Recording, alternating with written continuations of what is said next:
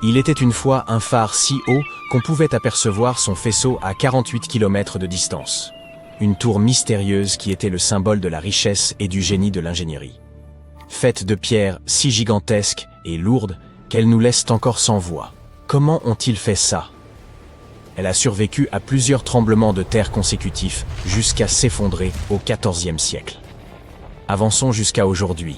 Des archéologues viennent de remonter 22 de ces blocs colossaux des fonds marins. Ils sont en train de reconstituer la tour pour que nous puissions à nouveau l'admirer et l'explorer. Mais pas comme vous pourriez l'imaginer. Le phare d'Alexandrie n'était pas un phare parmi d'autres. C'était le phare des civilisations anciennes. L'une des merveilles du monde les plus durables. Construit vers 280 avant notre ère sur une petite île appelée Pharos, il culminait à environ 100 mètres de haut. À titre de comparaison, c'est plus haut que la Statue de la Liberté, ou Big Ben. Toutefois, gardez à l'esprit qu'elle fut construite avant l'invention de la grue, de la poutre en acier et des amateurs de musculation. Et cela devient époustouflant. Pour les marins, apercevoir cette tour scintillante, c'était comme de voir enfin le panneau de sortie après des heures de conduite sur l'autoroute la plus dangereuse du monde. Le phare était un soulagement pour leurs yeux fatigués, car la légende dit que les eaux autour de Pharos étaient difficiles, pleines de récifs cachés extrêmement dangereux pour les navires. D'anciennes sources prétendent que sa construction a nécessité environ 12 ans, avec un coût avoisinant les 800 talents d'argent athéniens, une unité de poids antique proche de 26 kg. Cela signifie que quelqu'un a dû transporter des coffres contenant 23 tonnes de pièces de monnaie pour régler la note, sans chariot élévateur, très probablement à travers la mer. Incroyable. Le phare était tellement impressionnant que le mot « pharos » a fini par être utilisé pour désigner les phares dans tout un tas de langues. Sa structure suivait un design à 3 étages. Elle était carrée à la base, octogonale au milieu et cylindrique au sommet. Tout en haut, il y avait une statue, vraisemblablement de Zeus ou de Poséidon. L'extérieur du phare en calcaire blanc avait été poli avec un enduit attrape-soleil, de sorte qu'il brillait comme un phare même sans feu. La nuit, la situation changeait. Le bois était difficile à trouver en Égypte, donc le feu pouvait être alimenté par des fagots de racines de papyrus, voire de la naphte pour une flamme plus vive. Quel que soit le combustible, sa lueur était amplifiée par un miroir massif en bronze poli. Les miroirs en bronze étaient assez courants à l'époque. Ce n'est qu'à la Renaissance, bien après que le Pharos se soit effondré, que les miroirs recouverts de verre sont devenus la norme dans les phares européens. Pendant la journée, ce même miroir pouvait réfléchir la lumière du soleil, et la silhouette blanche éclatante de la tour, ainsi que la fumée s'élevant de son feu, aidaient les marins à trouver leur chemin. Alexandrie était l'un des ports les plus fréquentés du monde ancien, rempli de marchands, de voyageurs et de messagers, et son phare était son monument emblématique. Anecdote amusante. Si vous êtes fan de l'univers de Game of Thrones, vous avez certainement pensé à la Hightower de Villevieille. Certains fans spéculent que non seulement le phare fictif, mais la ville elle-même proviennent, par inspiration, d'Alexandrie. Et l'amour de George R.R. Martin pour les merveilles anciennes ne s'arrête pas là. Il y a aussi le titan de Braavos. L'auteur bien-aimé a confirmé le parallèle intentionnel avec le monumental colosse de Rhodes. Pendant plus de 1600 ans, le phare s'est dressé fièrement face au temps, aux tempêtes, aux guerres et aux intrigues, tout comme dans Game of Thrones. Mais il a finalement été défait par la nature elle-même. Malheureusement, une série de grands tremblements de terre, au cours du XIVe siècle, ont eu raison de lui, éparpillant ses pierres massives sur le fond marin. Pendant plus de 5 siècles, les vestiges du phare sont restés là, sous les vagues. Le tout se transformant essentiellement en un jardin de pierres submergées. Les plongeurs le savaient. Mais remonter des blocs de 60 tonnes est un travail de super-héros. Ou alors il faut une grue surpuissante. Et jusqu'à récemment, il était beaucoup plus sûr de laisser ces blocs là où ils étaient. Alexandrie est, encore aujourd'hui, un port animé, et n'est pas ce qu'on appelle un endroit très propice à l'archéologie délicate. Dans les années 1990, des archéologues ont commencé à cartographier toute la zone autour de l'île de Pharos. Ils ont trouvé des blocs de calcaire et de granit taillés avec précision, certains montrant encore des bords sculptés. Au fil du temps, plus de 100 pièces massives ont été cataloguées, y compris des morceaux de colonnes, de statues et de gigantesques blocs de construction qui ne pouvaient ne provenir que du phare. Finalement, en 2025, des équipes égyptiennes et françaises se sont associés et ont amené une super grue et une équipe de plongeurs. Lors d'une opération méticuleusement planifiée, ils ont remonté 22 dalles géantes du fond marin. Il y avait des éléments tels que des linteaux de porte, des dalles de seuil et un pylône mystérieux, supposé être une sorte de monument. Certains de ces blocs pèsent entre 70 et 80 tonnes, ce qui équivaut au poids de 20 éléphants africains. Ces énormes blocs de pierre sont sur la terre ferme pour la première fois depuis plus de 600 ans. Mais que va-t-il se passer maintenant? Les chercheurs s'apprêtent-ils vraiment à reconstruire le phare comme un gigantesque modèle Lego? Pas tout à fait. On ne peut pas simplement empiler des blocs vieux de plusieurs siècles comme ça. Pour commencer, personne n'est sûr à 100% de l'apparence exacte du phare d'Alexandrie. Oui, nous avons des dessins et des indices, notamment de petites images gravées sur des pièces romaines d'Alexandrie.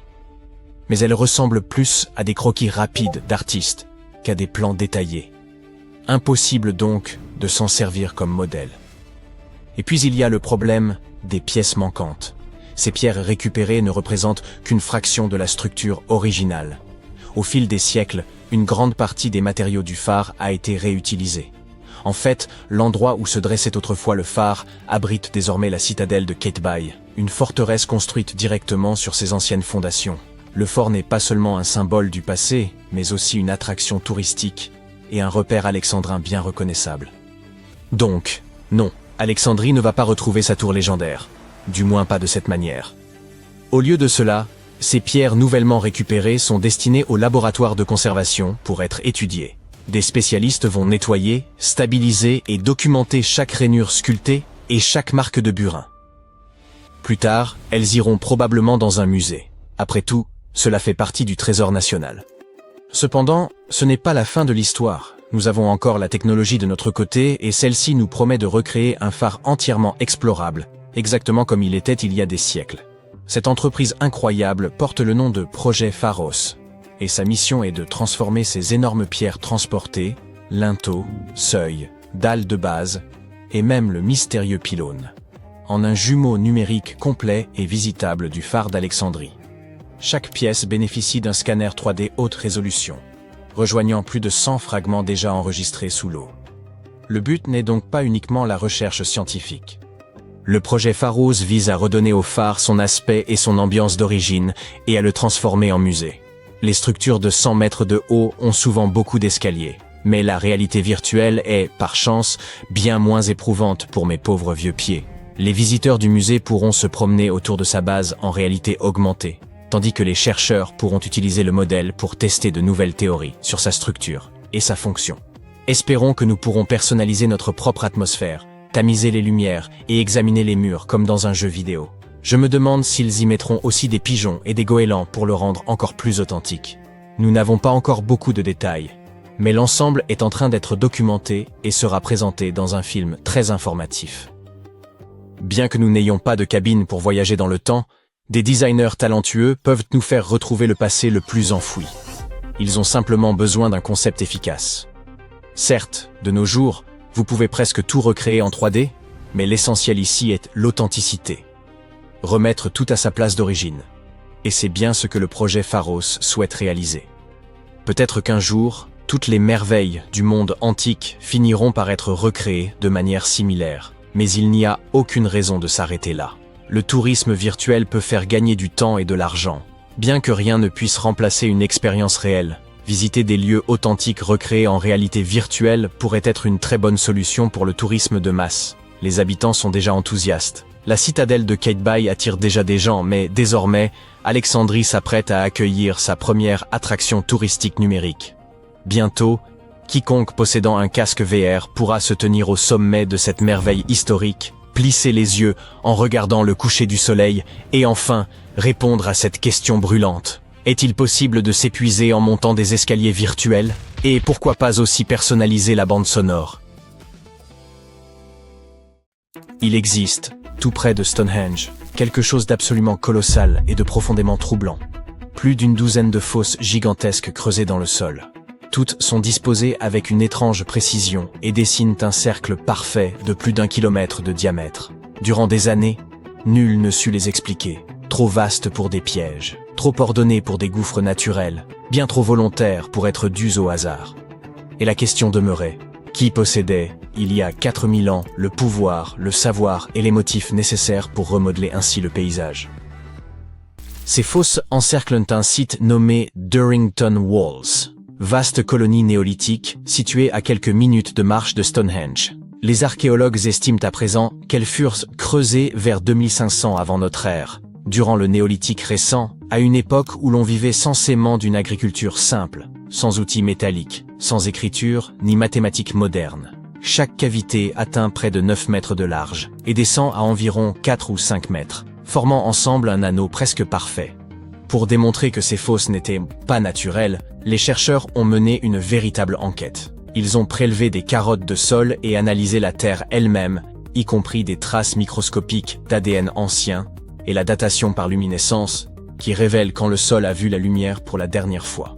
Tous les résultats convergeaient, ces fosses furent creusées délibérément par des humains.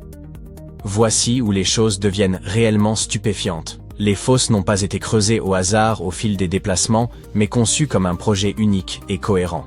Cela implique que les bâtisseurs néolithiques savaient imaginer un cercle gigantesque, mesurer des distances en terrain découvert et coordonner des équipes sur une immense étendue, sans GPS, sans drone, ni même carte aérienne. Ils ne disposaient que d'hommes, de cordes, d'outils de bois et d'un savoir partagé. Alors pourquoi consentir un tel effort? Les archéologues estiment que ces fosses relevaient d'un paysage rituel plutôt que fonctionnel. Durrington Walls apparaît déjà comme un lieu de rassemblement pour cérémonies, banquets et événements saisonniers. Le cercle aurait pu marquer une limite sacrée, séparant les terres ordinaires d'un espace chargé de puissance spirituelle. Certains chercheurs y voient même une frontière entre le monde des vivants et celui des profondeurs.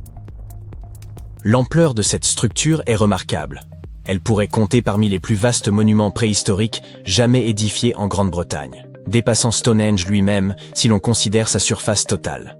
Et contrairement aux pierres dressées de Stonehenge, ce monument est demeuré invisible durant des millénaires, dissimulé silencieusement sous l'herbe.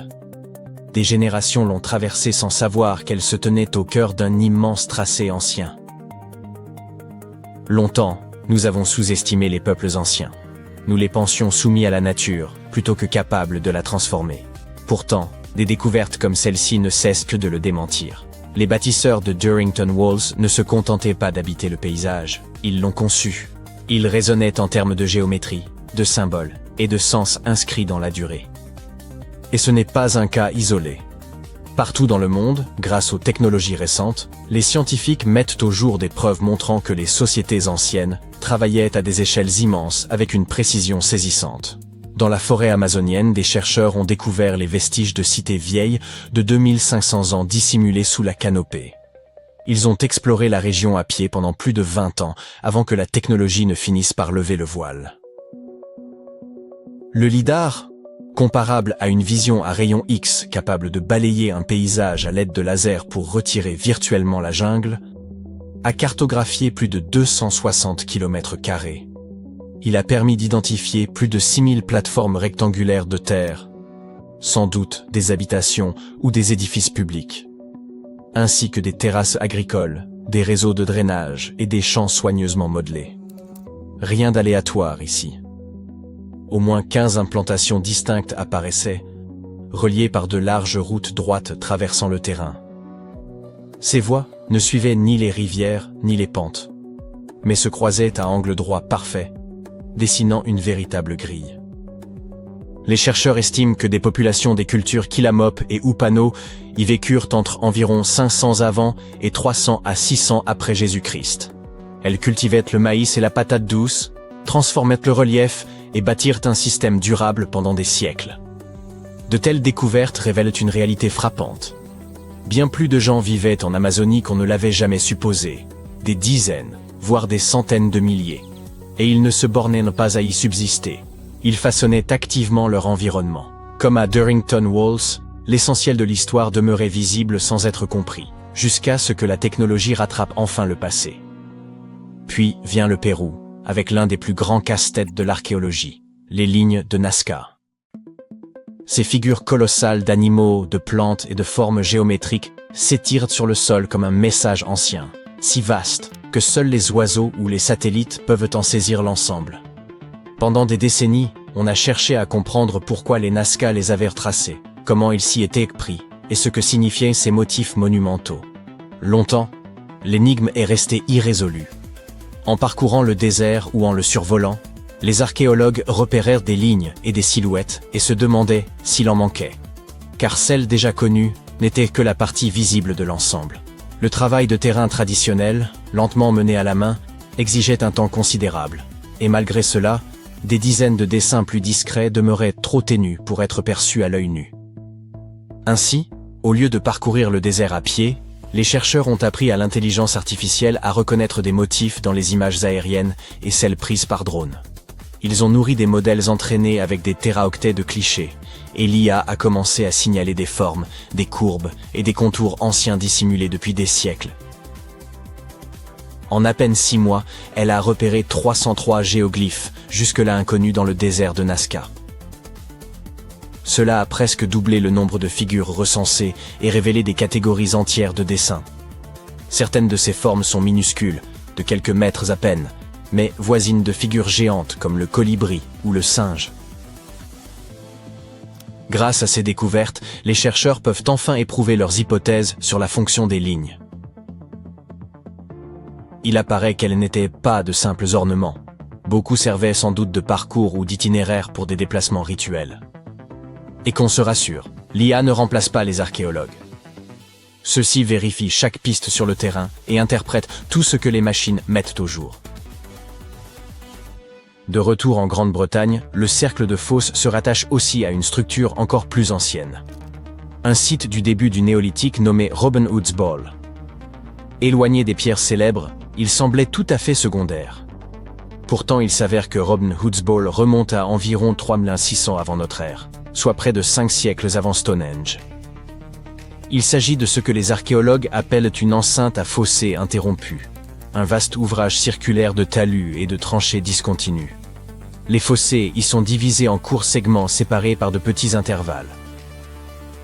Loin d'exclure les gens, cet ensemble devait les rassembler. Les archéologues pensent que ces enceintes servaient de lieu de regroupement, de festins, de rituels et de cohésion sociale pour les premières communautés agricoles. Puis survint un rebondissement inattendu. Lors de l'aménagement d'un terrain à Larkhill, sur une colline au nord-est de Stonehenge, destinée à des logements militaires, les archéologues mirent au jour les traces d'une autre enceinte de ce type. La carte s'en trouva bouleversée. Le paysage ne s'était pas développé à partir de Stonehenge. Il était déjà animé bien avant l'érection des pierres. En poursuivant les fouilles, les chercheurs découvrirent des centaines d'outils en silex, de fines pointes de flèches en forme de feuilles, des fragments de crânes humains et des bois de cervidés, sans doute employés pour creuser. Puis apparut la poterie. Des styles différents surgissaient selon les secteurs, dans les fossés ou dans des fosses voisines. Or ces styles sont de véritables empreintes culturelles. Leur diversité suggère que plusieurs groupes fréquentèrent le même lieu, y apportant leurs traditions, leurs outils et leurs objets. Tout cela transforme notre regard sur Stonehenge. Les pierres n'ont pas jailli du néant. Elles se sont dressées dans un paysage déjà chargé de sens, de mémoire et de circulation. Chaque découverte nouvelle, qu'elle provienne de Stonehenge, de l'Amazonie ou du Pérou, oblige les archéologues à réécrire les manuels et le monde entier à repenser l'idée de progrès. Il apparaît que les anciens compensaient l'absence d'acier et d'électricité par l'observation, l'inventivité et un sens partagé. Durant des siècles, le monde s'est interrogé sur la manière dont les géants de l'île de Pâques avaient été déplacés. Peut-être que de puissants chefs mobilisaient de vastes groupes d'ouvriers pour les haler, ou que l'élite détenait le contrôle de carrières dédiées à la taille des statues. Mais nous savons à présent que les habitants de Rapa Nui ne traînaient pas leurs statues moai comme de simples troncs inertes jusqu'à leur emplacement. Ils les faisaient marcher. Les chercheurs ont étudié près d'1 millier de moai, analysant leur forme, leurs proportions, leurs traces d'usure, ainsi que la légère inclinaison vers l'avant et la base incurvée que beaucoup présentaient. Puis une évidence s'est imposée. Ces détails relevaient d'un choix d'ingénierie. L'inclinaison déplace le centre de gravité, tandis que la base arrondie permet à la statue d'osciller tel un pendule. Une fois le mouvement lancé, l'inertie soutient chaque pas. Imaginez que vous fassiez avancer un immense enfant de pierre à l'aide de cordes et d'un subtil jeu d'équilibre. Pour en apporter la preuve, l'équipe a construit une réplique de 4,35 tonnes. Les statues originales pesaient autour de 13 tonnes, certaines atteignant 80 tonnes. Avec 18 personnes aux cordes, ils ont fait parcourir à cette statue environ 90 mètres, soit la longueur d'un terrain de football, en près de 40 minutes. C'était plus rapide et plus aisé que de tirer un bloc à plat sur des rondins ou des rouleaux. Les anciennes routes de Rapa Nui facilitaient aussi l'opération. Larges d'environ 4 mètres, leur courbure vers l'intérieur aidait à maintenir la statue stable pendant sa progression. Chaque déplacement ne consistait pas seulement à la faire avancer, il impliquait aussi de modeler la route elle-même. Aujourd'hui encore, le paysage de l'île laisse voir ces voies qui se croisent, parfois parallèles comme des itinéraires alternatifs. Les anciens ouvriers dégageaient sans doute une portion de terrain, faisaient avancer la statue, nettoyaient davantage, puis la faisaient basculer de nouveau, selon un rythme précis. Ils semblaient consacrer autant d'efforts à préparer le chemin qu'à mouvoir la statue. Ainsi, les anciens Rapa Nui n'avaient besoin ni de milliers d'hommes, ni de machines modernes. Tout reposait sur l'ingéniosité, le sens du rythme, la coopération et une conception avisée. Leur transport n'était pas l'unique mystère entourant les Moai. On savait qu'ils rendaient hommage à d'importants chefs, sans comprendre pourquoi ces emplacements précis avaient été retenus pour les statues. La plupart se dressent le long du littoral, presque comme s'ils montaient la garde autour de l'île. Une équipe de chercheurs a donc examiné ces sites avec une attention redoublée, et la réponse s'est révélée liée à l'eau. Le sol volcanique de l'île de Pâques, extrêmement poreux, absorbe rapidement les précipitations. Faute de rivières et de cours d'eau suffisants, l'eau douce y était très limitée.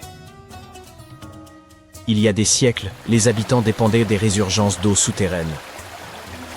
L'eau accumulée en profondeur dans des couches de roches ou de sol, appelées aquifères, remontait naturellement vers la surface. Lorsqu'elle surgissait près des côtes, elle se mêlait à l'eau de mer tout en demeurant potable. Les habitants de l'île la recueillaient précisément à ces points côtiers, là même où ils érigeaient les fameux Moai.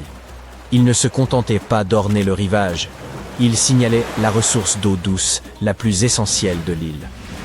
La majorité des corps de Moai étaient taillés dans le tuf volcanique, une pierre tendre et facile à sculpter, et la plupart provenaient d'une même carrière située à l'intérieur d'un ancien volcan. En octobre 2023, un incendie a ravagé le site, suscitant l'inquiétude de tous ceux qui sont attachés à Rapa Nui et se soucient de sa capacité à résister à de futurs désastres. Lorsque des scientifiques sont arrivés en janvier suivant, la communauté locale leur a demandé de documenter la carrière, au cas où un autre feu l'endommagerait irrémédiablement. Les géographes ont alors effectué une trentaine de vols de drones au-dessus du site, collectant pas moins de 22 000 photographies. Pendant des mois, ces images ont été traitées par des logiciels afin d'assembler chaque fragment en un modèle en 3 dimensions d'une précision exceptionnelle. Désormais, il est possible d'explorer Ranoraraku, l'une des carrières les plus importantes de l'île de Pâques, sans même avoir à se rendre sur place. Ce modèle ne sert pas seulement de visite virtuelle. Il a révélé l'existence de plusieurs ateliers à l'intérieur de la carrière, ainsi que des techniques de taille variant d'un secteur à l'autre. Il n'existait donc pas un chef unique dictant la méthode, mais des ateliers distincts, chacun lié à un clan familial spécifique. Cela suggère aussi que les Moai pouvaient être déplacés par bien moins de monde qu'on ne l'imaginait, probablement entre 20 et 50 personnes, soit l'effectif d'une famille étendue ou d'un petit groupe lignageux sur l'île. La plupart des statues étaient sculptées couchées sur le dos, du sommet vers la base. Dans la méthode la plus courante, les artisans façonnèrent d'abord le visage, yeux, nez et bouche, puis dégagèrent la tête et le corps autour de ces traits. Une seconde approche inversait l'ordre. Le bloc entier était d'abord taillé selon la forme générale d'un Moai, et les détails n'étaient ajoutés qu'ensuite. Plus rarement, certains sculpteurs travaillaient la pierre de côté, directement dans une paroi presque verticale, ce qui exigeait une maîtrise technique remarquable. Et alors même que les chercheurs avaient cartographié plus d'1 millier de Moai et pensaient en avoir fait le tour, l'île leur a réservé un retournement inattendu. Au cœur du lit d'un lac asséché, un lieu où personne n'attendait la moindre découverte, une nouvelle statue est apparue en 2025. C'était la première jamais repérée dans un ancien bassin lacustre, et peut-être pas la dernière. Pendant au moins 2 ou 3 siècles, la lagune atteignait près de 3 mètres de profondeur, rendant impossible toute construction ou installation humaine au fond. Les scientifiques estiment que les Moai ont plus de 500 ans. Il est plausible que les Rapa Nui aient déplacé cette statue à une époque où le lac était temporairement à sec. La découverte mesure un peu plus d'1,50 m, soit moins que la plupart des autres statues de l'île. À mesure que la région s'assèche, le fond du lac dévoile ce qu'il dissimulait depuis des siècles. D'autres statues pourraient encore reposer sous les roseaux denses qui ont recouvert la zone pendant des générations. Désormais, avec le retrait des eaux, les chercheurs pourraient employer des instruments de détection souterraine afin d'identifier ce qui demeure enfoui. Tandis que les scientifiques poursuivent leurs recherches et élucident peu à peu les mystères des statues, la nature semble jouer contre eux. Une étude récente indique qu'à l'horizon 2080, les vagues saisonnières pourraient pénétrer suffisamment loin à l'intérieur des terres pour atteindre plusieurs des imposants Moai de l'île de Pâques. Ces géants de pierre ont déjà résisté au soleil ardent, aux vents persistants, aux pluies battantes, aux lichens progressant lentement sur leur surface et même aux incendies. Toutefois, l'élévation du niveau marin menace déjà les côtes, exposant à présent les Moai à un danger plus grave que tout ce qu'ils ont affronté jusqu'ici. Les chercheurs ont conçu un modèle informatique extrêmement précis, un jumeau numérique, d'une baie située sur la côte sud-est. Ils ont simulé divers scénarios d'élévation du niveau de la mer afin d'analyser la propagation des vagues dans cette zone. Les résultats montrent que d'ici 2080, les vagues pourraient atteindre les 15 Moai du site, et l'une des statues les plus emblématiques et photographiées de l'île risquerait d'être submergée. Le site d'Ahu Tongariki, installé sur une vaste plateforme cérémonielle, attire davantage de visiteurs que presque tout autre ensemble de Moai sur Rapa Nui. Et la menace ne s'arrête pas là. Des dizaines d'éléments culturels majeurs alentour sont également vulnérables. Anciennes habitations, pétroglyphes gravés dans la roche, sépultures, jardins lithiques. En somme, toute la mémoire matérielle de l'histoire culturelle de l'île. Si ces risques ne sont pas maîtrisés, Rapa Nui pourrait même perdre son statut au patrimoine mondial de l'UNESCO. Désormais mieux informés, les chercheurs souhaitent mobiliser ces données pour renforcer la protection du site. Ils espèrent ainsi travailler en étroite collaboration avec les communautés locales afin de préserver l'héritage culturel de Rapa Nui pour les générations à venir. Des archéologues ont mis au jour un pâté de maisons entier à Pompéi, qui semble avoir appartenu à un seul propriétaire d'une richesse exceptionnelle, peut-être Aulus Rustius Verus. Celui-ci disposait d'une vaste demeure privée, d'une buanderie, d'une boulangerie et d'un important complexe thermal privé où l'on baignait littéralement dans le luxe. Les chercheurs estiment qu'il pourrait s'agir du plus grand jamais découvert sur place, avec 3 salles à température distincte, des œuvres d'art raffinées et un immense bassin de plongée. Resté enseveli sous des couches de roches volcaniques et de cendres pendant 2000 ans, l'ensemble est si bien conservé qu'on a l'impression que ses occupants ne sont partis qu'hier. La maison de bain se situait dans un îlot résidentiel et commercial, baptisé Région 9, au cœur de la ville. Elle pouvait accueillir jusqu'à 30 personnes simultanément et servait de symbole de prestige destiné à impressionner les visiteurs. Très peu de demeures à Pompéi possédaient un tel complexe privé, réservé aux plus fortunés. Le propriétaire pouvait y recevoir des invités pour parler affaires, ou même organiser des rencontres de cohésion à la manière d'un dirigeant d'entreprise moderne. Les hôtes commençaient par la première salle, Caldarium, où ils s'immergeaient dans l'eau chaude, puis rejoignaient la pièce où ils s'enduisaient d'huile et se reposaient dans une eau tiède, Tepidarium. La dernière étape consistait en un bain froid pour se revigorer, Frigidarium. C'était la salle la plus vaste et la plus spectaculaire, ornée de colonnes rouges et de fresques représentant des athlètes. On y trouvait aussi un vestiaire doté d'un remarquable sol en mosaïque composé de marbre venus de tout l'Empire romain. Le complexe comprenait également un espace plus réduit, peint en bleu pâle, très probablement un sanctuaire romain antique destiné aux rites et à la conservation d'objets sacrés. Tout porte à croire que la résidence était en pleine rénovation. On a retrouvé dans la pièce bleue des outils et des matériaux de construction, notamment des coquilles d'huîtres répandues au sol qui devaient être intégrées aux murs.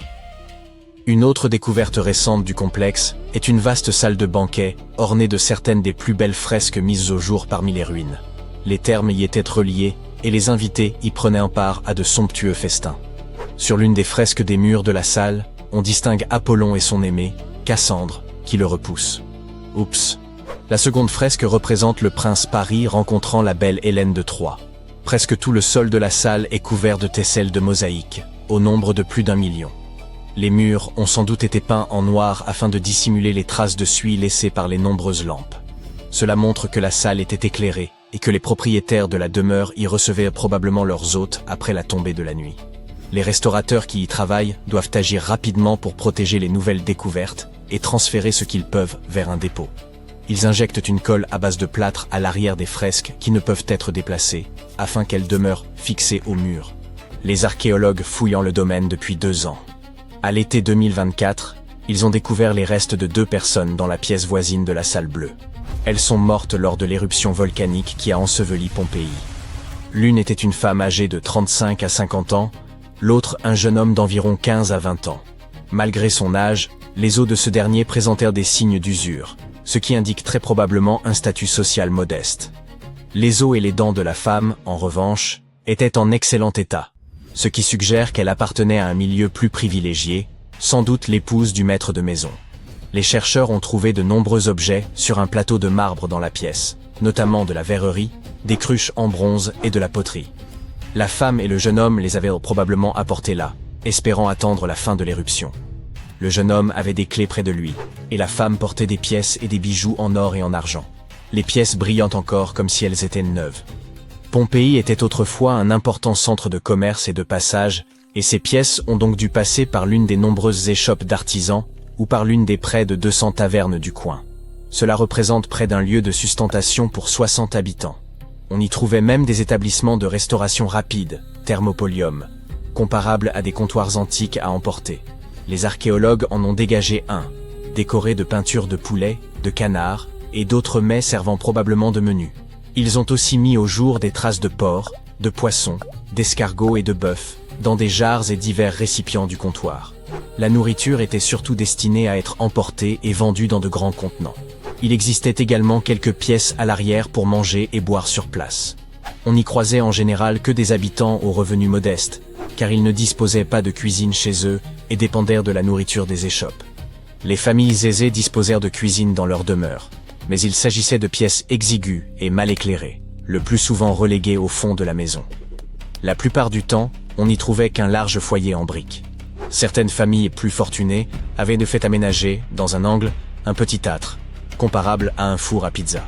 Les seuls autres équipements étaient un bassin pour la cuisson et la vaisselle, et parfois quelques tables en bois destinées à la préparation des aliments. Les Romains ne possédaient pas d'ustensiles sophistiqués comme les nôtres, mais ils avaient tout ce qui leur était nécessaire. Ils utilisaient des poêles en bronze ou en fer, de profondes marmites, ainsi que de petits fours portables pour cuire le pain. Au lieu d'assiettes, la nourriture était servie sur de grands plats ronds, discus. Le déjeuner était un repas léger, généralement composé d'un peu de viande ou de poisson, de fruits et parfois de quelques boissons.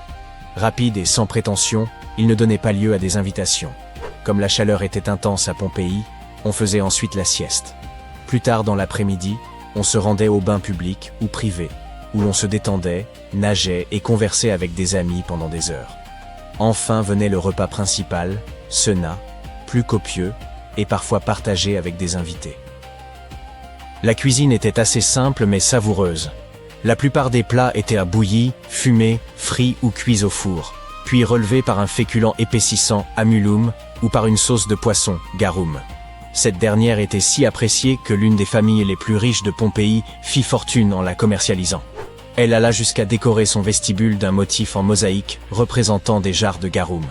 Une autre source majeure de richesse à Pompéi était la terre.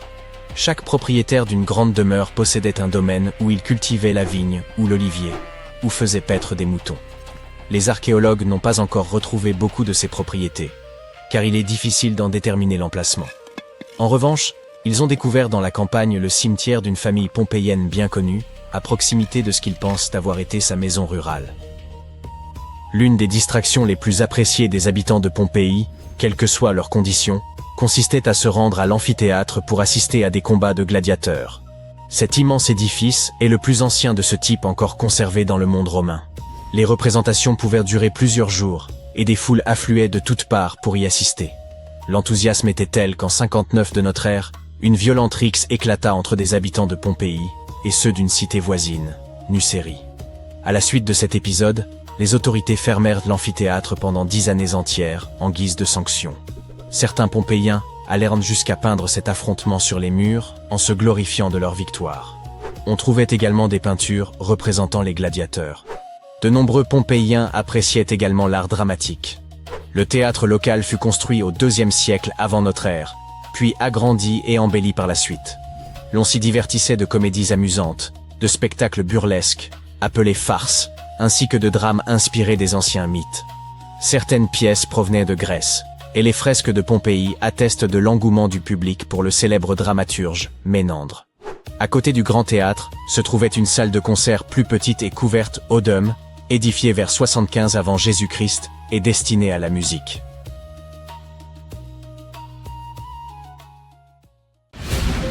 Des plongeurs ont fait une découverte incroyable dans un gouffre en Floride. Et c'était « Stop! Il faut placer un avertissement ici. Vous êtes sur le point d'entendre des informations scientifiques plutôt inhabituelles. Ce savoir fera de vous le petit malin de votre cercle d'amis, mais il y a aussi le risque qu'on vous prenne pour un crâne d'œuf. Il serait donc peut-être préférable de garder cela pour vous. Quoi qu'il en soit, ce ne sera pas superflu. » Ainsi, vous savez que les scientifiques divisent l'histoire de notre planète non seulement en périodes de temps, mais aussi selon les animaux qui vivaient à une époque donnée. Par exemple, il y a 2000 ans, la Terre aurait été habitée par le blobfish. Et on appellerait cela la période du blobfish. C'est une blague. Une telle période n'a jamais existé, mais vous voyez l'idée. La période comprise entre environ 479,2 et 358,9 millions d'années s'appelle le Dévonien, ou l'âge des poissons. Savez-vous pourquoi? Parce que les premiers poissons ont commencé à apparaître sur la planète. Le Paléogène est la période des grands mammifères. La célèbre période jurassique marque l'apparition des dinosaures géants, que l'on voit souvent au cinéma. Même aujourd'hui, nous vivons dans une période appelée le Quaternaire. Elle a débuté il y a environ 2,6 millions d'années et se poursuit jusqu'à nos jours. C'est l'ère des humains et des animaux modernes. Ainsi, la prochaine fois que quelqu'un vous demandera l'heure, vous pourrez simplement répondre « c'est le Quaternaire ». En bref, le nom de ces périodes dépend surtout des créatures qui peuplent la planète. La plus longue est le Précambrien, ou âge de la vie primitive, l'époque où le vivant a commencé à se répandre. Des vers au corps mou et des méduses nageaient dans l'océan, tandis que des micro-organismes vivaient sur Terre. Cette période représente presque 90% du temps géologique total de la Terre. Elle a commencé il y a environ 4,5 milliards d'années et s'est achevée il y a 540 millions d'années. Oh, c'est toujours une vidéo sur des plongeurs, ne l'oubliez pas. Et nous y reviendrons très bientôt, si l'on considère toutes ces périodes. Savez-vous laquelle compte parmi les plus mal étudiées? Celle au sujet de laquelle les chercheurs ne savent presque rien, surtout concernant les animaux qui y vivaient. Il s'agit de l'Irvingtonien, l'âge des mammifères terrestres nord-américains. Il s'étend d'environ 1,6 million à 250 000 ans avant notre ère. Les chercheurs disposent de très peu de fossiles provenant de cet intervalle, mais récemment, la situation a changé. Aux États-Unis coule la rivière Steinhatchee, qui s'étire sur plusieurs dizaines de kilomètres dans la région de Big Bend, en Floride. Or, il y a seulement 500 000 ans, un gouffre occupait l'emplacement de cette rivière. Un gouffre est un trou qui se forme lorsque l'eau dissout la roche en surface, le plus souvent du calcaire. Ces cavités apparaissent dans les zones très arrosées. Parfois, elles sont invisibles. Elles ressemblent à un sol ordinaire. Mais la terre y est meuble et peut s'effondrer facilement. Si vous tombez par accident dans un gouffre, espérons que l'on entendra vos cris et que l'on viendra vous aider. Mais dans un passé lointain, il y a environ un demi-million d'années, Lorsque des animaux s'y aventuraient, ils ne pouvaient plus en sortir, et l'endroit devenait leur tombeau. Bien plus tard, une rivière s'est formée ici.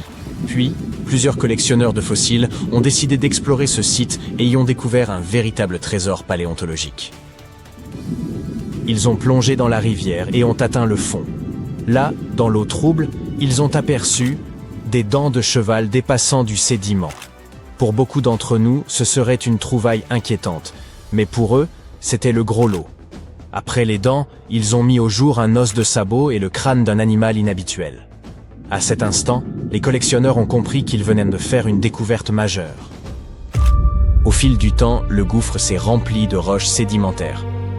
Puis, la rivière a compacté toute cette masse, ce qui a permis de préserver ce qui se trouvait à l'intérieur. De nombreux animaux se sont retrouvés piégés dans cette fosse il y a un demi-million d'années, et ce n'est que maintenant que l'on a pu les en extraire, ou plutôt ce qu'il en reste. Les plongeurs ont mis au jour plus de 500 fossiles d'animaux anciens, y compris des espèces inconnues. Ils ont récupéré des os très bien conservés de chevaux primitifs, de tatous géants, de paresseux, et même d'une nouvelle espèce, de tapirs. Le musée d'histoire naturelle de Floride a examiné ces restes et établi qu'ils appartenaient à l'Irvingtonien, cet âge des mammifères terrestres d'Amérique du Nord encore mal connu. 2 découvertes ont frappé les scientifiques dans cette collection.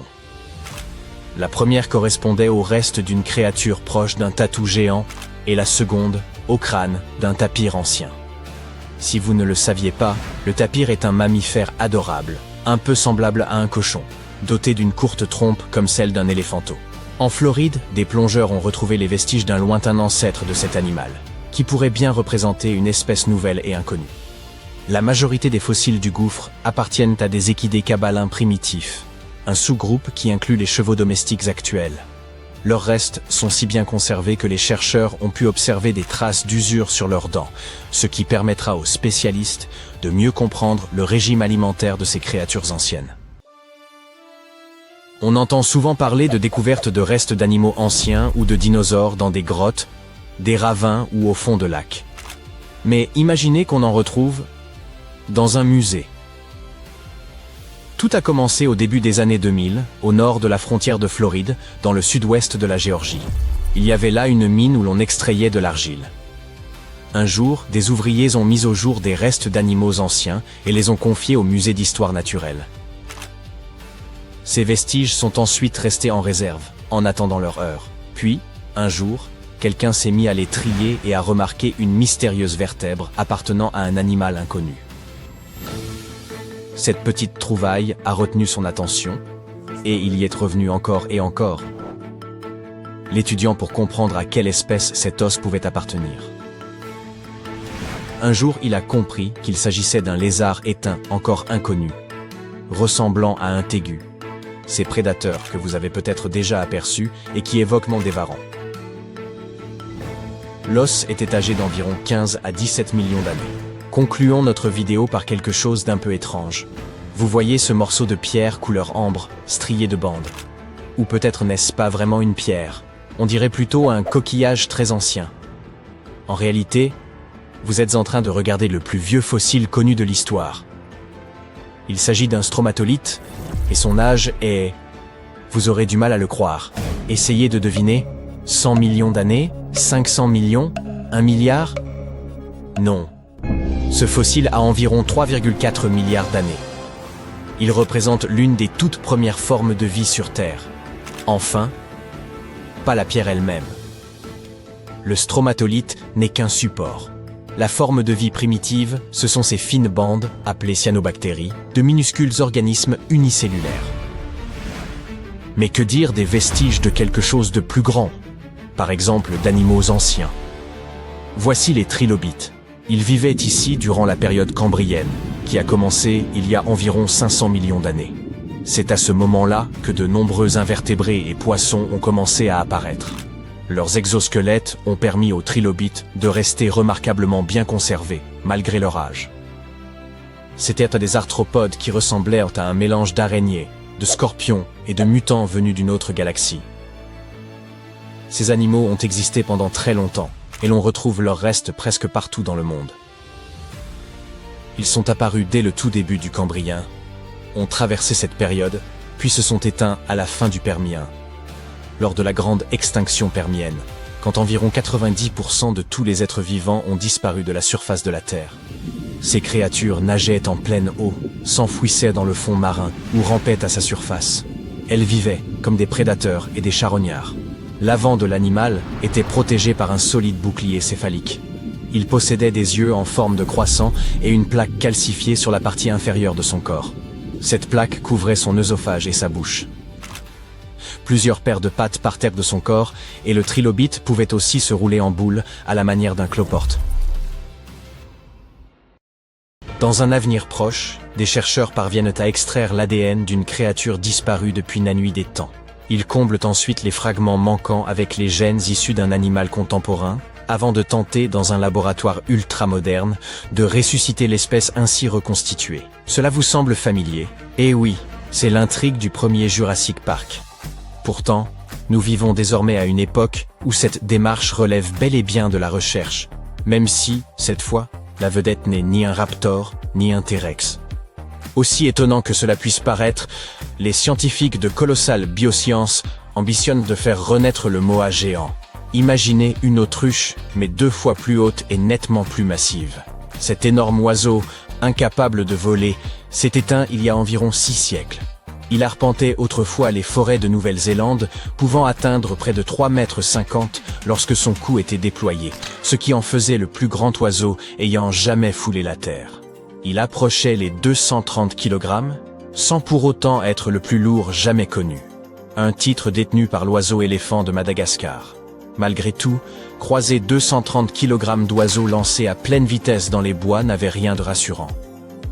Le moa géant ne possédait ni aile fonctionnelle, ni bec destiné au combat, et n'en avait nul besoin. Durant des millénaires, il vécut paisiblement à l'abri de tout prédateur naturel, occupant presque la position d'oiseau souverain. Presque, car seul l'aigle de Haast, un rapace monumental doté d'une envergure de 3 mètres et de serres comparables à des couteaux à steak, pouvait l'abattre. Tel était l'équilibre naturel, jusqu'à l'arrivée de l'homme. Autour du XIIIe siècle, les Maoris s'établirent en Nouvelle-Zélande et, comme tout peuple confronté à une terre nouvelle, s'adaptèrent promptement. Le moa, immense et peu rapide, devint une ressource alimentaire essentielle, sans doute fort appréciée. En quelques générations à peine, l'espèce s'éteignit et l'aigle de Haast disparut à sa suite faute de proie. Ainsi va la chaîne alimentaire. Habiles chasseurs construisant leur vie sur un territoire inédit, les Maoris marquèrent toutefois un tournant majeur dans l'écosystème néo-zélandais, un sujet encore débattu aujourd'hui. Le moa n'était pas seulement gigantesque, il contribuait largement à la vigueur des forêts. Et 6 siècles plus tard, les chercheurs envisagent de le recréer grâce à des technologies de pointe et à des indices hérités du passé. Pourquoi, dès lors, déployer tant d'efforts pour ressusciter un oiseau disparu depuis si longtemps? Selon Colossal Biosciences, la même entreprise à l'origine des louveteaux Deerwolf, modifiés génétiquement, l'enjeu dépasse largement le simple effet spectaculaire. Les moas auraient à façonner le paysage lui-même. En Nouvelle-Zélande, ils régulèrent la végétation et assurèrent la dispersion des graines des plantes indigènes, empêchant les forêts de devenir denses et déséquilibrées. Leur absence priva certaines espèces de leurs principaux diffuseurs de graines, tandis que les arbustes envahissants gagnèrent du terrain dans des zones autrefois maîtrisées. L'idée est donc la suivante. Puisque l'on ne peut remonter le temps, peut-être est-il possible de redémarrer le système en réintroduisant un animal capable d'assurer la même fonction écologique. Mais comment ramener une espèce éteinte? Et cela relève-t-il réellement du possible? D'une certaine manière, oui, mais pas selon le modèle de science-fiction où l'on clonerait un dinosaure complet. Le moa a disparu depuis des siècles, et son ADN, fragmenté et détérioré, comporte d'immenses lacunes. Les chercheurs ne viseront donc pas une copie parfaite. Ils procéderont plutôt à une recomposition. Ils utiliseront les segments exploitables de l'ADN du moa, puis combleront les manques grâce aux gènes d'un parent vivant, vraisemblablement l'émeu. Grâce à l'outil CRISPR, comparable à un logiciel de retouche appliqué au génome, ils combineront l'ensemble, modifieront l'embryon et le développeront en laboratoire. Si tout fonctionne, l'animal obtenu ressemblera, se déplacera et se comportera comme un moa, sans pour autant en être un double génétique. Il ne s'agira ni d'un clone, ni d'un spécimen parfaitement authentique. Toutefois, Colossal Biosciences estime cela suffisant. Si l'animal adopte les comportements du moa et remplit le même rôle écologique, l'objectif est atteint. Il ne s'agit donc pas de recréer littéralement le passé, mais de façonner un organisme nouveau chargé d'assumer une fonction ancienne. C'est ici que les choses deviennent intéressantes. Colossal Biosciences ne semble qu'entamer son entreprise. L'équipe dispose déjà d'une véritable feuille de route consacrée au retour d'espèces disparues. Outre le moa géant, elle s'emploie à ressusciter le mammouth laineux, le dodo et le thylacine, également appelé tigre de Tasmanie. Chacun s'est éteint pour des raisons distinctes, mais l'objectif demeure identique. Créer une forme moderne capable de combler les vides écologiques qu'ils ont laissés. Les mammouths laineux étaient des éléphants de l'ère glaciaire, compagnons occasionnels des paresseux terrestres, faisant vibrer le sol arctique à chacun de leurs pas, abattant arbres et tassant la neige. Durant cette époque, la région n'était pas le désert glacé actuel, mais la steppe à mammouth, une vaste prairie sèche et venteuse, s'étendant de l'Espagne à la Sibérie puis jusqu'à l'Alaska, couverte d'herbes résistantes au froid et de buissons épars. Les mammouths contribuaient à maintenir cet équilibre. Certains chercheurs estiment que leur disparition aurait favorisé la transformation de ces milieux ouverts en zones humides saturées, capturant davantage de carbone. L'idée est donc de combiner l'ADN du mammouth avec celui de l'éléphant d'Asie afin de créer un hybride laineux adapté au froid, susceptible d'aider l'Arctique à conserver ses prairies plutôt que de basculer vers les marécages et peut-être même de ralentir le réchauffement en préservant plus longtemps le permafrost. Le dodo est sans doute l'espèce disparue la plus emblématique de l'histoire. Il vivait à l'île Maurice, se nourrissant de fruits et participant à la dispersion des graines dans la forêt. Après l'arrivée des navigateurs européens, sa population déclina progressivement jusqu'à s'éteindre à la fin du XVIIe siècle, moins d'un siècle après sa découverte. Certains scientifiques pensent que son absence a profondément marqué l'écosystème insulaire. On cite souvent le tambalacoque, ou arbre du dodo, qui aurait peut-être dépendu de l'oiseau pour favoriser la germination de ses graines. Bien que cette hypothèse soit débattue, il demeure probable que le dodo contribuait à l'équilibre végétal de l'île.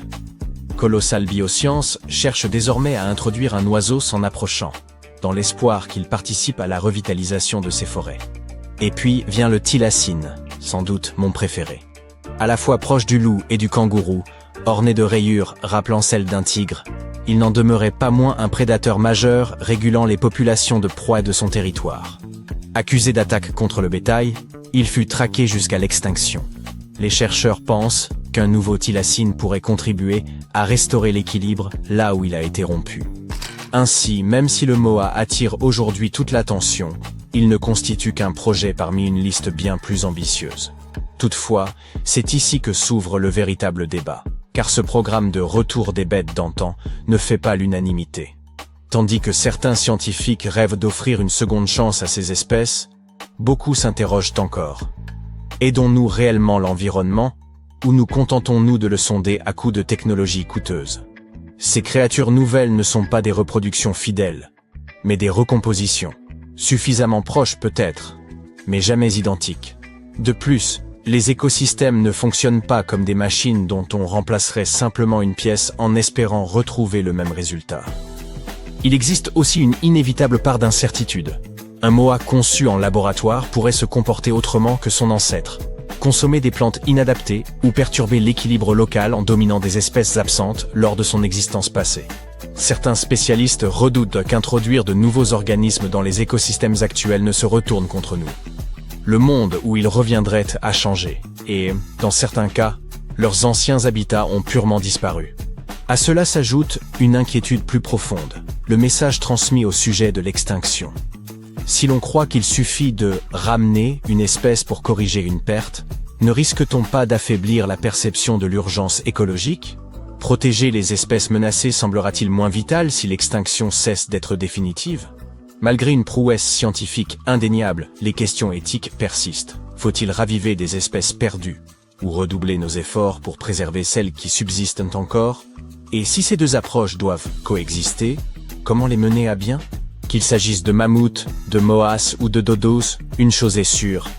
Nous n'étudions plus simplement la nature, nous possédons désormais le pouvoir d'en modifier les règles. Et comme le rappelait l'oncle Ben, un grand pouvoir entraîne de grandes responsabilités. Dites-nous ce que vous en pensez et comme toujours, restez du côté sympa. Retenez votre souffle. Nous descendons au fond de la mer. Que découvrons-nous ici? Une multitude de poissons, des poulpes, des récifs coralliens, des cercles parfaits d'origine inconnue, des crevettes, des raies, des requins. Attendez, quoi? Un instant.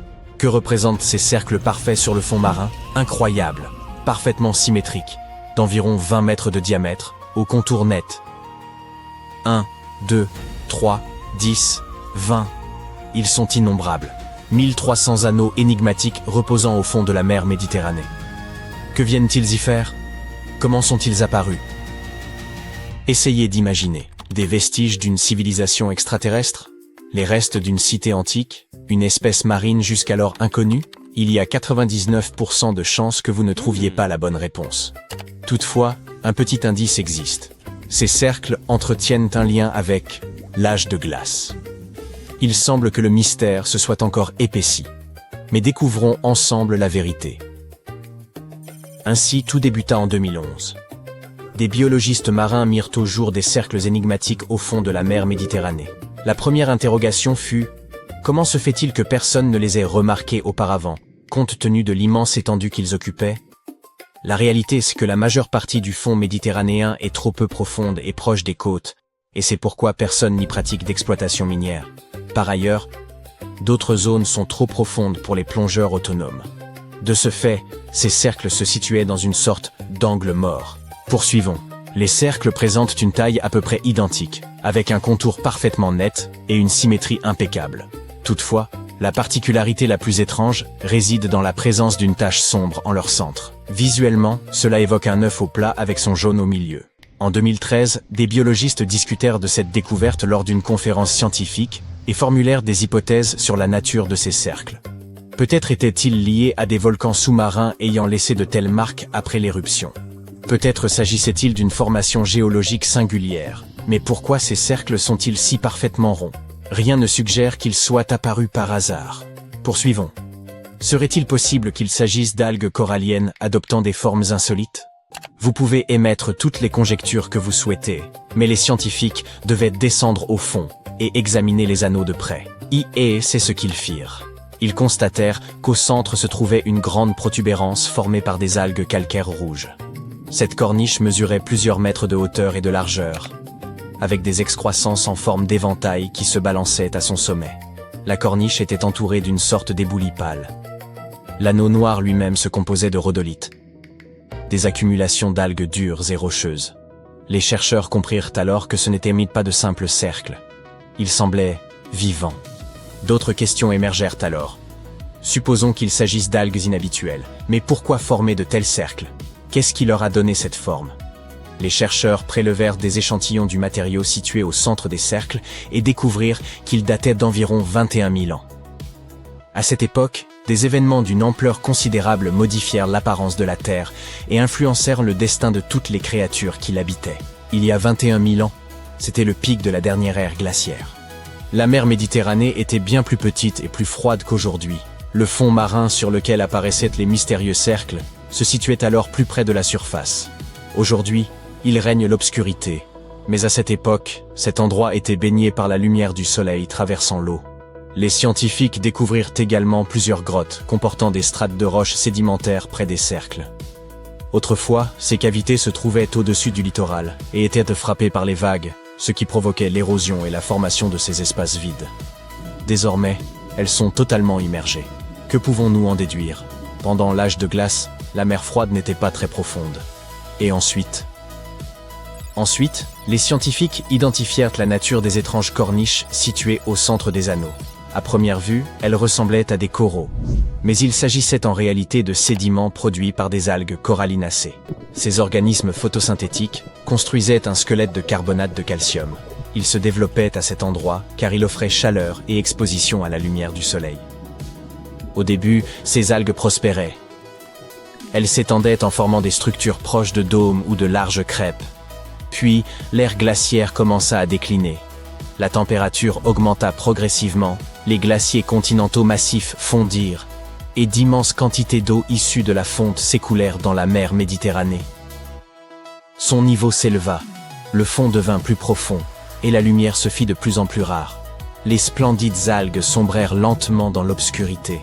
Leurs dômes s'effondrèrent, laissant ces petites corniches centrales et des fragments de carbonate de calcium épars. Pendant des millénaires, aucun organisme n'occupa les alentours de ces vestiges. Mais d'où proviennent les grands cercles?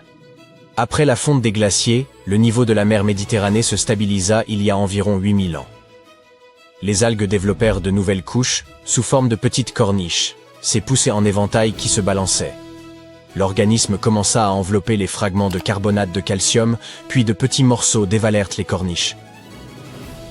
Ils roulèrent dans diverses directions, formant ainsi ces cercles parfaits.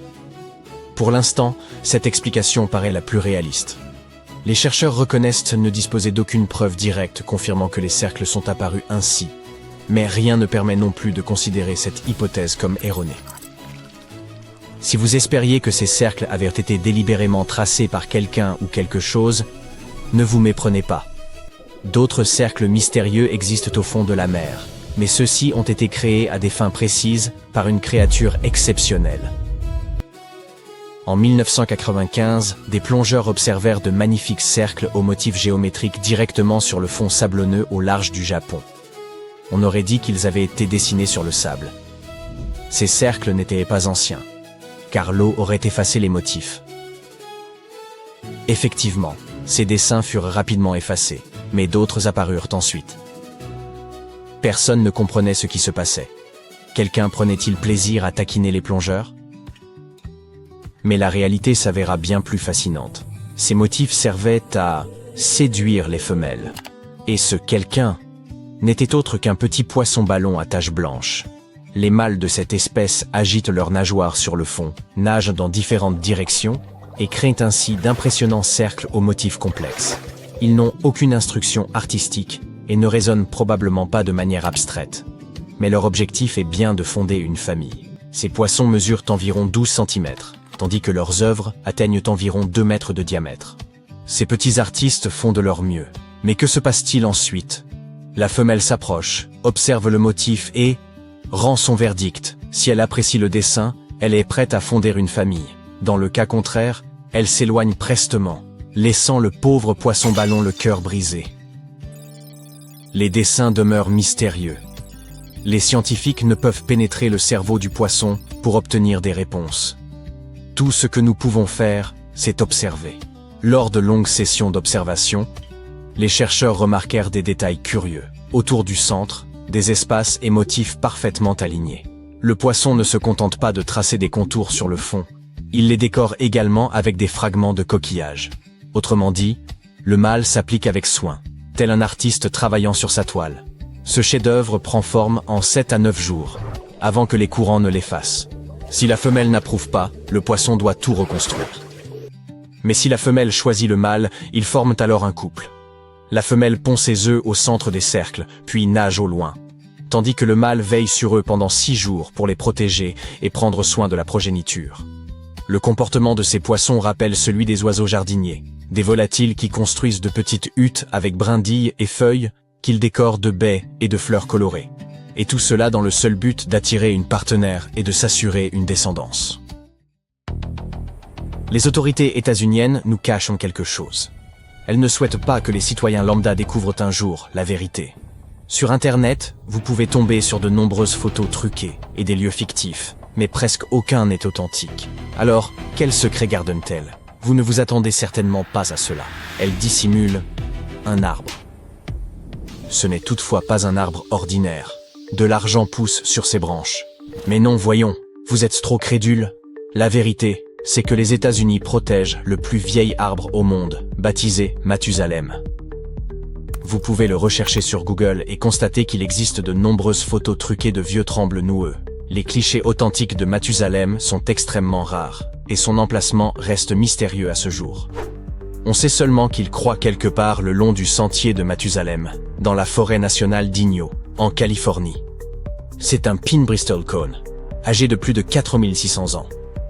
Imaginez le frisson de toucher son tronc et de sentir le poids de milliers d'années d'histoire. Mais ce n'est pas une expérience à reproduire.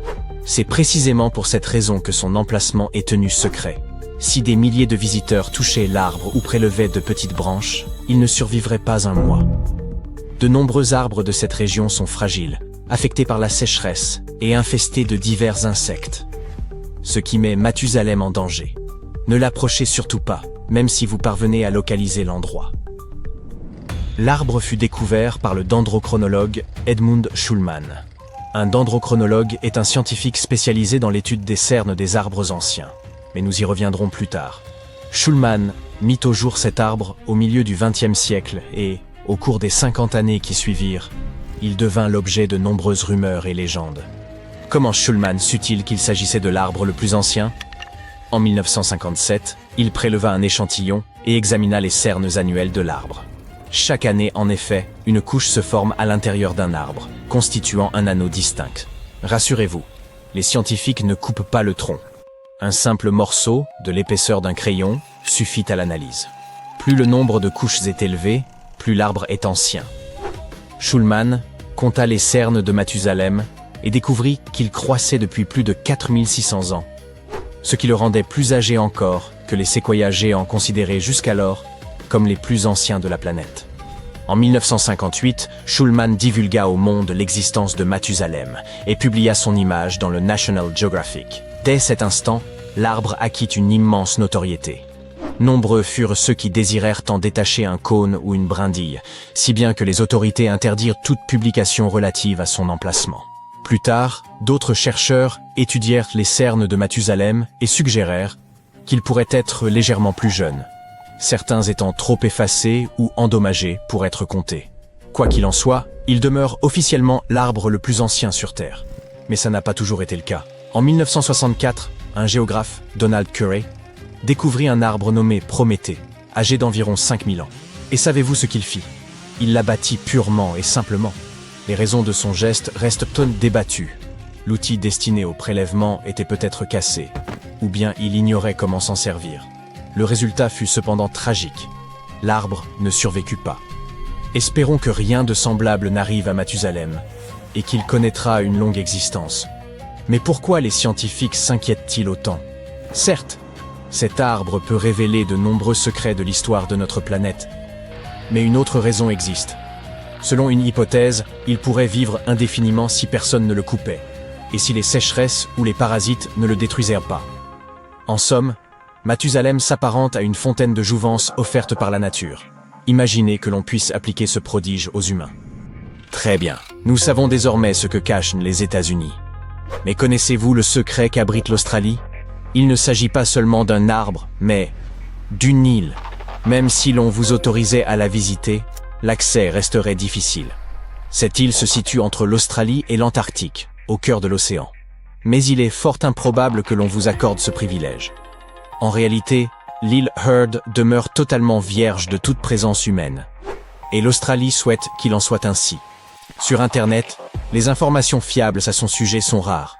Nous savons seulement qu'elle comporte 2 volcans actifs, la plus haute montagne d'Australie, ainsi que plusieurs glaciers. Mais le plus fascinant, c'est qu'elle abrite des animaux que l'on ne trouve nulle part ailleurs. Son écosystème fermé protège des espèces qui n'ont peut-être jamais croisé l'homme. L'île suivante est bien connue et se situe au Brésil. Les autorités ne la cachent pas, mais en restreignent l'accès aux touristes.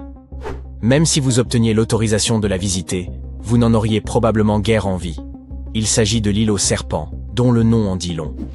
Cette terre concentre le plus grand nombre de serpents venimeux au monde, les trigonocéphales insulaires. Une morsure de l'un de ces serpents représente un danger critique pour l'homme.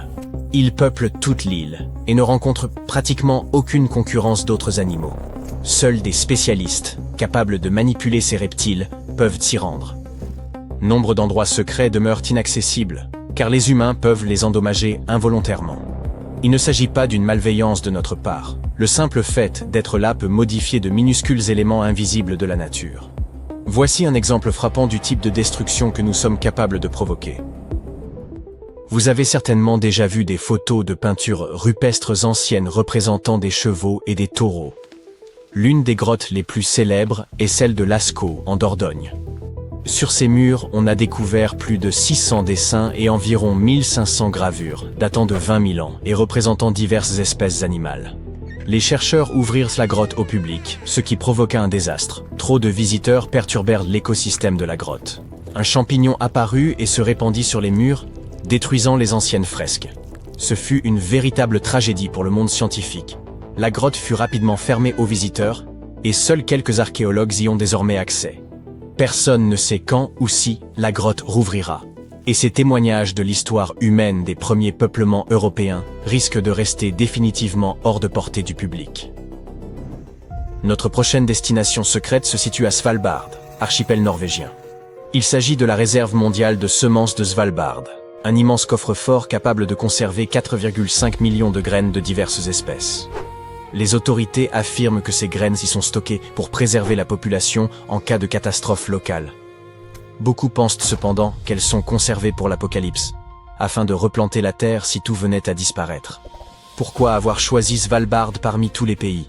Son climat froid et sec offre des conditions idéales pour la conservation des graines. Le coffre est fortement sécurisé et classé confidentiel. Nul n'y pénètre sans autorisation. Tous nos lieux secrets sont liés à la nature. Une île, une forêt, une grotte. Mais que diriez-vous de terminer la vidéo en ville? Celui-ci se cache à la vue de tous, mais dissimule une pièce secrète à laquelle il est impossible d'accéder.